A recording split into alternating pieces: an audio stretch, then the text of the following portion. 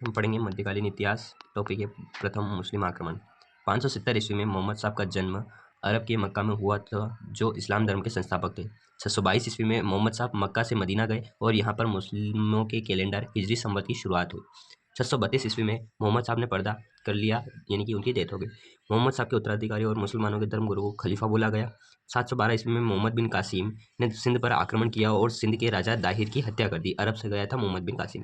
कारण क्या था इसका कि खलीफा के लिए श्रीलंका से भेजे गए पानी के जो जहाज थे उनको सिंध के समुद्री लुटेरों ने लूट लिया था। कासिम को इराक के गवर्नर अल हजाज ने भेजा था। अल हजाज जो था वो कासिम का दामाद था। कासिम ने सर्वप्रथम भारत में जजिया कर लागू किया। यह कर गैर मुसलमानों के द्वारा दिया जाता था। चशनामा अफीफ के द्वारा लिखी गई, जो यह प्रमाणित करती है कि अरबों ने सिंध पर आक्रमण किया था। फारसी भाषा में लिखी हुई है चशनामा। सेकेंड टॉपिक आता है प्रथम तुर्क आक्रमण। तुर्क पश्चिम चीन में रहने वाली जनजाति थी।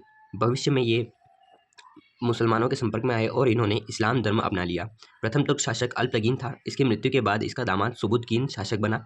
इसी ने सर्वप्रथम भारत पर आक्रमण किया। इसने गजनी वंश की भी स्थापना की थी। इसकी मृत्यु के बाद इसका पुत्र मोहम्मद गजनी शासक बना। मोहम्मद गजनी पढ़ेंगे 998 से लगाकर 1030 ईस्वी। यह प्रथम शासक था जिसने सुल्तान की उपाधि धारण की। मोहम्मद गजनी ने भारत पर 17 बार आक्रमण किया। इसका प्रथम आक्रमण पेशावर में हुआ था 1000 से लगाकर 1001 ईस्वी में। इसने पेशावर के शासक जयपाल को पराजित किया था। इसका 16वां आक्रमण गुजरात के सोमनाथ मंदिर पर था। शासक भीमदेव प्रथम को पराजित किया, जो सोलंकी वंश के शासक थे, 1025 से 1026 ईस्वी। इसने मूर्ति भंजक भी कहते हैं, जिसका अर्थ है मूर्तियों को तोड़ने वाला।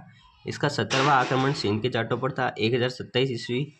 मोहम्मद गजनी के साम्राज्य में 3 विद्वान थे। अल बरूनी, जिसने किताबुल हिंद लिखी, तहकीक हिंद भी उसे कहते हैं, जो अरबी भाषा में है। अल बरूनी का वास्तविक नाम अबू रेहान था। यह प्रथम मुस्लिम था जिसने पुराणों का अध्ययन किया।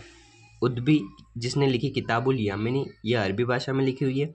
उद्बी महमूद गजनी का दरबारी इतिहासकार था।